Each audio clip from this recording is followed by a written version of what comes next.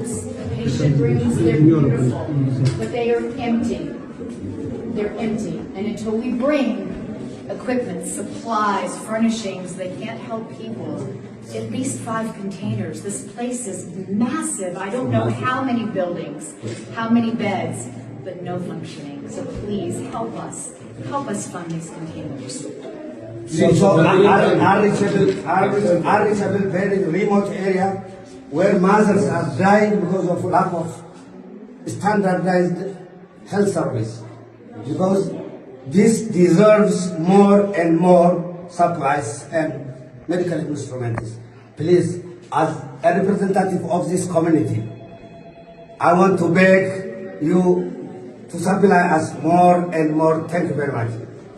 أمو ترى ودان كنينجو عندك أكان أرنا ونين كرد أجيتين كرني والله مسلمين أمني دولين أسيت على التنكيسافو بيتين يبيا مجلسني بين أمريكا منسوسا تاتو أتلانتا بكم فيدليو مسجدا الخوارق كلا تجاني ما لك نورافون الإجرامي والله وبالله سنة رجل إنجيل تولد سموني ذاك أنا كفر على مالك مجلس سموني ذاك أسوس أبني كذا كرت حركة ناخذ سجرو وام براي تباسو حرام نار راي كابو كملا حرام